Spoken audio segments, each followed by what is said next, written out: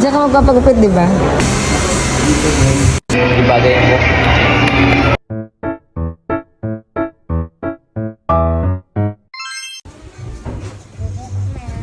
Hello guys! Another day, another mini vlog na naman ng Mami Kim nyo. Good morning! So eto lang nagising ng aking mga junakis. At eto samahan niyo muna ako mag-get ready with me dahil meron akong ganap today. Ganap talaga, charot. Meron akong lakad ngayon at isasama ko nga pala ang aking panganay na si Kuya Ivler.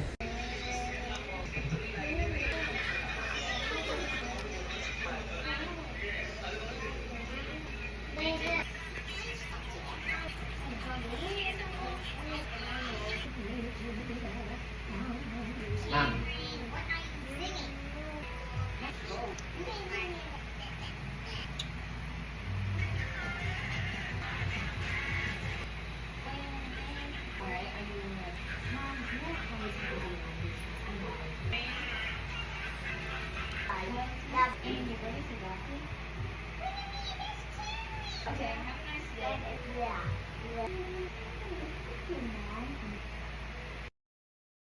Siyempre, mirror shot muna yon. Eto nga at on the way na kami ni Kuya Ivler sa aming pupuntahan. At ayan nga, pagdating namin dito, ayan, nakita namin na close kasi holiday nga pala ngayon na wala sa isip ko. Diyan ka magpapagupit, di ba? Diyan o. Uy, doon tayo. Doon po. So para hindi naman masayang yung pag-alis namin, dumiretso na lang kami dito para pagupitan si Kuya Ivler. Dito ko rin pinagupitan si Ezra kasi meron silang pang toddler na upuan na yun yung parang kotse. Pagpasok nga namin, pinalista na yung pangalan niya tapos pinaupo na siya dyan sa trono niya, charot. By the way, tatanungin nga pala nila sa'yo kung meron kang hairstylist na dito. So kami meron na kasi yun din yung gumupit dati kay Ezra. Kinuhanan ko na din itong mga services nila tsaka yung rates nila para meron din kayong idea just in case na gusto niya rin magpa-haircut dito. Waiting time kami dyan kasi meron pang ginugupitan. So, ayan na nga, hindi naman matagal yung paghihintay namin. Like, 30 minutes lang yata yung paghihintay namin or wala pa.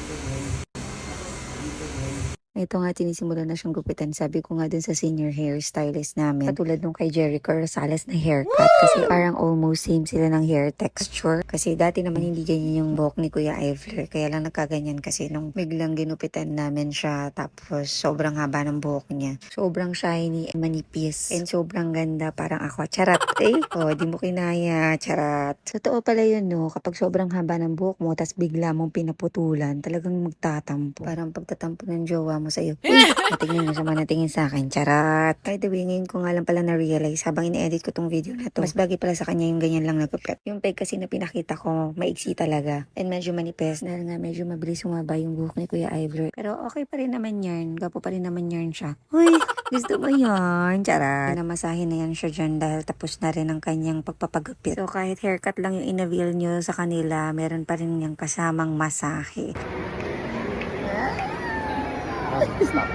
O, diba nahihiya-hiya yan? Pogi pa rin naman yan niya. Alden Richards or Jericho Rosales? Huy! So, syempre, nagutom siya. Kaya eto, napabili ng potato corner. So, syempre, ako pa rin yung pumila, diba? Sabi ko, kuhanan ako ng video. Charot. Ako naman ito, nag-Jamaican ako kasi parang gusto kong kumain ng medyo maanghang dyan. Tapos sabi ko kay Kuya Ivler, pagbalik ko, ayan, kunin niya na yung order namin. Este, order niya pala kasi siya lang may fries. Lunchtime na din kasi yan, kaya medyo nagutom na kami. So, eto, naglakad kami, bumili kami nitong milk. Meron silang pa-promo dyan. Hindi ko alam kung promotion dahil bagong open lang sila or dahil summer ngayon. Charat. Pero parang feeling ko bago lang sila ayan kasi medyo wala pang masyadong tao at saka medyo malaki rin yung space nila at eto nga ako na yung pumila, ako rin yung umorder ulit. Medyo shy type kasi talaga mga anak ko. Ako lang makapal mukha. Charat. Pag-order namin, syempre dyan na rin namin kinain yung aming fries at saka ang aming Jamaican. Di bagay mo.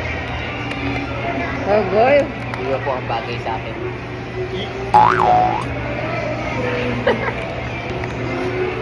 Ayan, kasi medyo wala naman tao. Okay lang siguro yun kasi as long as may order ka naman sa kanila, pwede mo kainin yung ibang food mo. Huwag lang naman yung sobrang dami na parang magmumukbang ka. Ganun. Dumating na nga rin pala yung aming in-order na milk tea dyan. Alam nyo ba, napakasaya ng puso ko kapag nagkakaroon ako ng oras na ganito sa mga anak ko. Yung parang tipong date time, ganyan. Kasi hindi habang panahon magagawa nyo to sa kanila eh. Dapat nga kasama din dito si Kuya Kaden, yung second child ko. Kaya lang ayaw pa niya magpagupit dahil nga maiksi pa daw yung buhok niya. So ang ending si Kuya Ivler lang yung naisama ko. Yung mga oras kasi na pag sinasama namin sila sa mga lakad namin, ayaw nilang sumama. Ito na nga pagka uwi namin, si Ate Amara pinakita sa akin yung ipin niya. May tumutubo na siyang ipin dun sa likod. Ayun no permanent teeth. And matatanggal na yung nasa harap. Ang tagal nga bago matanggal eh. Parang gusto ko na namin bunutin. At dahil hindi naman ako pala desisyon palagi, charot. Hiniyaan na lang namin dahil kung saan naman siyang matatanggal dahil nag-teeth siya. Lumalabas na po. Lumalabas na po, mama. So, yun lang. Maraming salamat sa panonood. Babush!